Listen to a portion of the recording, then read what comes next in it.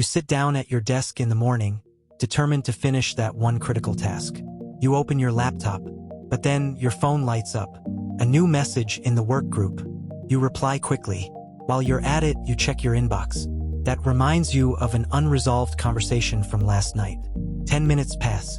You are sitting in the exact same spot, but your mind has already wandered through 4 completely different worlds.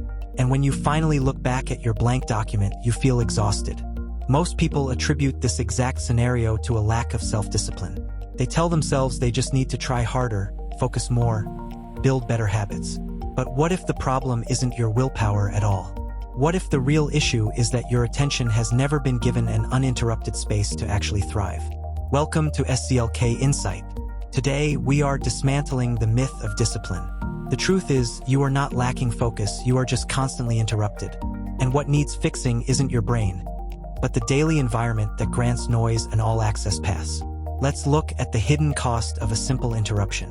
It costs far more than the few seconds it takes to reply to a message. When you return to your original task, your brain doesn't instantly snap back. It holds onto the threads of the previous context. Psychologists call this attention residue. Your body is back at the desk, but a significant portion of your cognitive capacity is left behind in that chat window. What drains you by the end of the day isn't the actual volume of work you completed.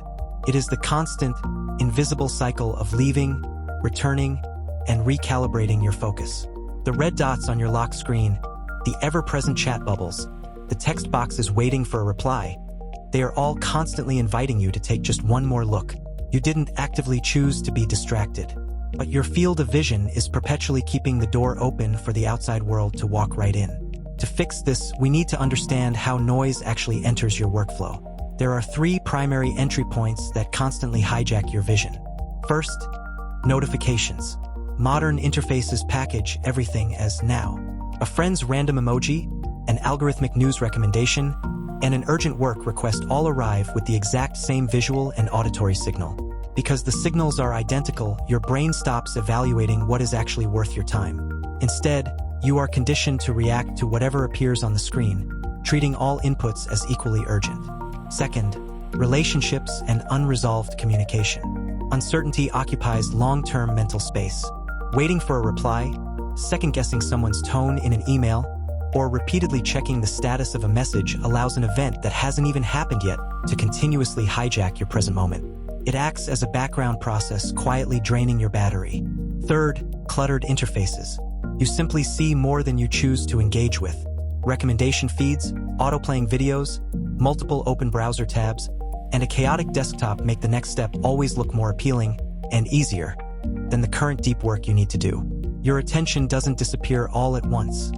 It slowly dissipates across countless micro-actions. So, how do we close the door?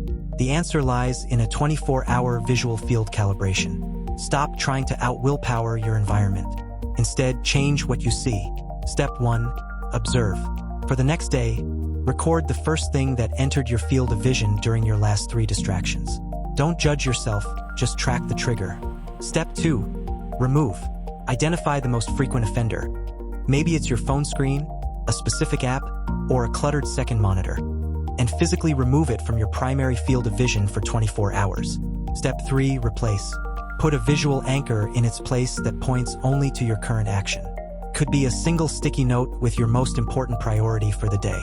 In Eastern aesthetics, there is a concept called lubai, or white space. It's not just about making things look elegant. White space is a functional tool. It means that not everything has to appear all at once.